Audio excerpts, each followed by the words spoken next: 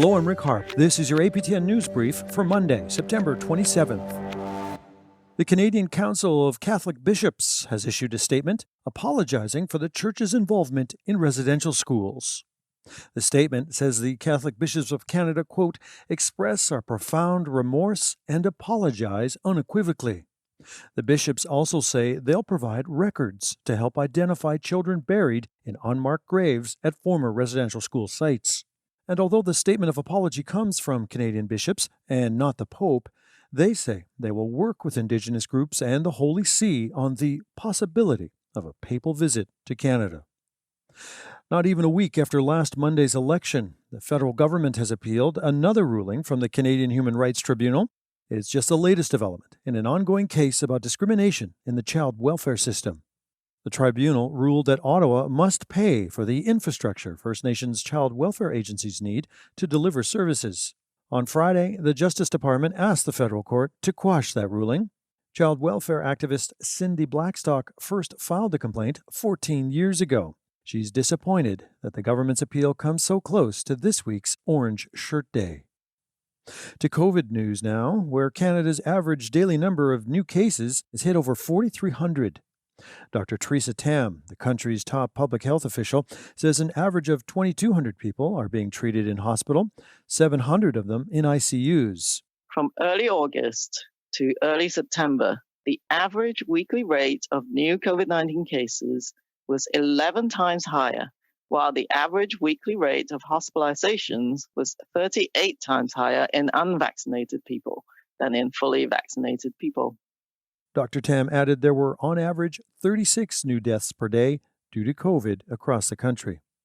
Meanwhile, Alberta's fourth wave of COVID-19 has overwhelmed its intensive care units, but as Tamara Pimentel reports, help is on the way from the Canadian Armed Forces. Aircraft and crews are being assembled right now to transfer ICU patients from Alberta to different parts of the country to free up space. Intensive care units here are now at 89% capacity. This not only affects Alberta, but many residents in the Northwest Territories who travel here to access services. Alberta Health Services says right now the only reason we have room is because patients are passing away. Extra ICU beds are being brought in, but the units are seeing more patients than beds created.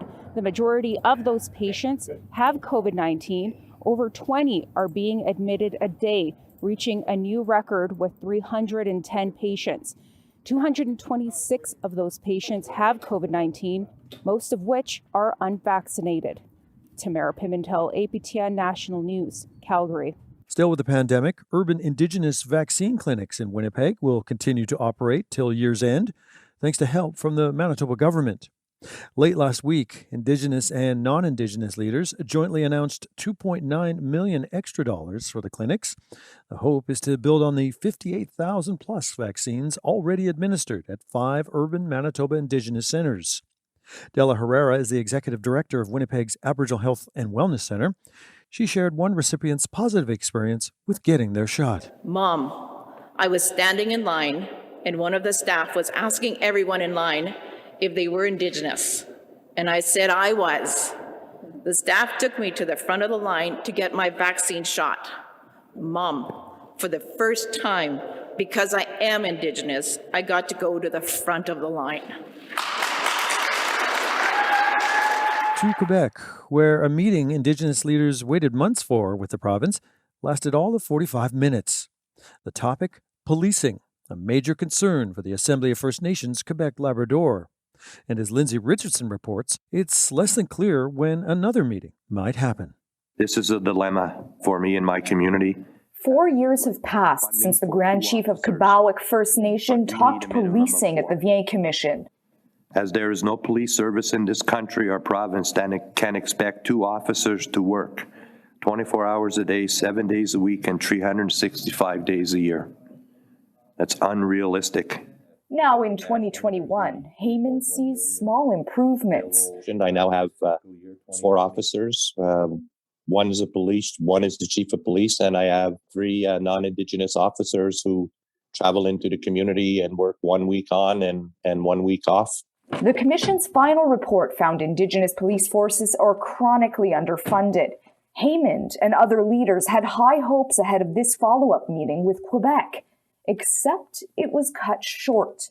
I know that the chiefs of Quebec, would very much like to have a second, political meeting and finish the discussion with the minister prior to, moving forward on the engagement of a technical table, which will look at these issues more in depth and, propose and come back to us with, potential solutions.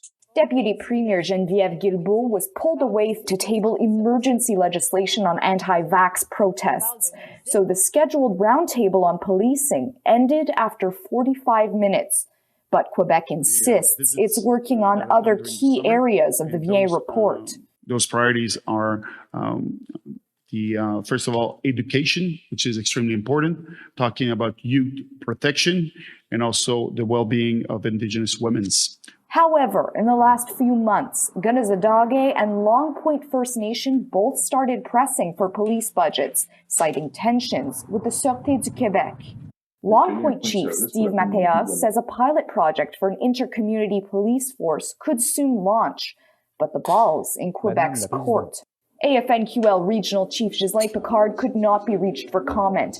APTN reached out to Quebec's Public Security Ministry to find out if the lost time will be made up, but received no response before deadline. Lindsay Richardson, APTN National News, Montreal. More details have emerged on the top-level firing at a Manitoba child welfare agency. Daryl Stranger now on what we've come to learn about Richard Delarond, the former head of Sandy Bay CFS. The Southern Chiefs organization said through a spokesperson that the Southern First Nations Network of Care noticed financial irregularities back in June. At that time, they took over administration of Sandy Bay CFS and began an operational and forensic review.